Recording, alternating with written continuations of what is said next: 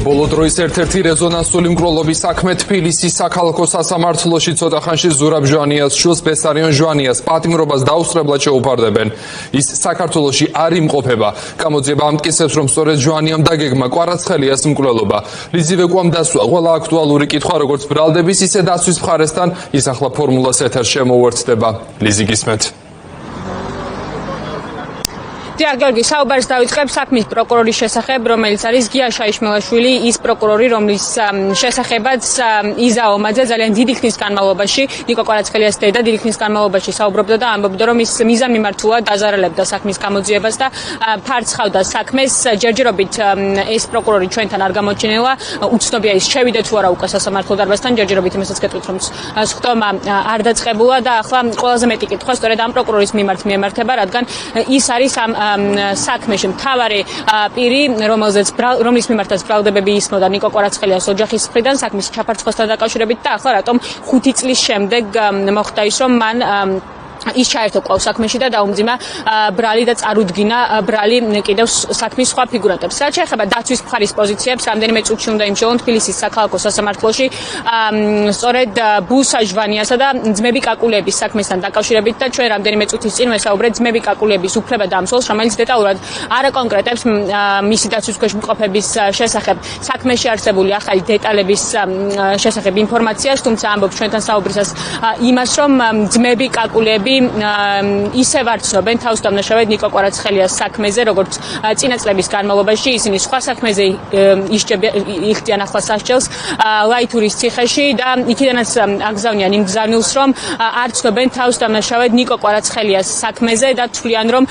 საერთოდ არ არიან შემხებლობაში, თუმცა რას ამბობს ის კადრები, რომელიც გუშინ გვაჩვენა საქართველოს გენერალურმა პროკურორმა, სწორედ ეს იყო ჩვენი მთავარი აქცენტები, კითხვები მარიამ შათირიშვილთან, მათ უფლებადამცველთან, რომელიც ჩვენთან საუბრისას აღნიშნავს, რომ ეს კადრები ვერ ადასტურებს ვერაფერს, მათი დაცვის ქვეშ მყოფები რეალურად არ ფიგურირებდნენ მისი მტკიცებით ნიკო კვარაცხელიას საქმეზე და ის, რომ ეს პირები ძმები კაკულები გადაადგილდებოდნენ ბუსა ჟვანიასთან ერთად, ვერ დაადასტურებს იმას, რომ ისინი ნამდვილად გეგმავდნენ ნიკო კვარაცხელიას მკვლელობას და ჩვენ დავსვით ასევე კითხვები იმასთან დაკავშირებითაც, რომ საქართველოს გენერალური პროკურატურის მხრიდან გავრცელებულ ვიდეო კადრებში ჩანს თუ როგორ ტოვებენ ბუსა ჟვანიას საცხოვრებელ სახლს ძმები კაკულები და ეს იყო მთავარი კითხვა, როდესაც ნივთმტკიცებულებების განადგურებასაც კი ვხედავდით, თუმცა ამ კითხვებსაც მარიამ შათირიშვილმა ვერ გასცა პასუხი და მაინც თქვა ის, რომ მისი დაცვის ქვეშ მყოფები ნიკო კვარაცხელიას საქმეზე თავს დამნაშავედ არ ცნობენ. ბრალდებაზე ჩვენი პოზიცია, როდესაც ეს გაჟღერდა პირველად მათი დაკავების დროს, ჩვენი পজিცია იყო ცალსახა პოზიცია, იგივე რჩება დღესაც. ჯერ არ შეგვისწავლია მტკიცებულებები, საკმაოდ მოცულობითი მტკიცებულებები, სრულად შევისწავლით და მათი ქვეყანაში შემოსვლის თაობაზე, არალეგალურად შემოსვლის თაობაზე, როგორც თქვენთანეთ, მათ ბრალი ჰქონდათ წარდგენილი და მისჯილი აქვთ 4 წლის თავისუფლების აღკვეთა, მათ შორის ამ მუხლით. რამდენიმე წუთში უნდა გავიგოთ თუ რა სახის აღკვეთ ღონისძიებას შეუფარდებს მოსამართლე ბუსა ჟვანიას, რომელიც ჩვენი ინფორმაციით არ იმყოფება საქართველოში და მას დაუსწრებლად წარუდგინეს ბრალი ნიკო კვარაცხელიას მკვლელობის საქმესთან დაკავშირებით და სავარაუდოდ სწორედ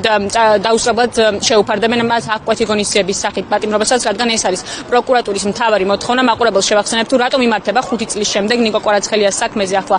სასამართლოს ხდომა, რადგან გუშინ გავიგეთ საქართველოს გენერალური პროკურატურისგან, რომ ამ საქმეში მსჯავრდებული პირების გარდა ნიკო კვარაცხელიას საქმეში კიდევ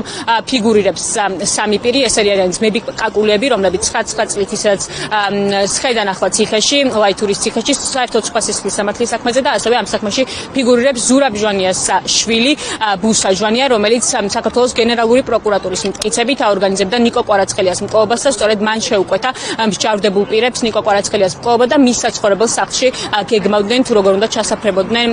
ნიკო კვარაცხელიას საცხოვრებელ სახლთან და როგორ უნდა მოეკლათ ის.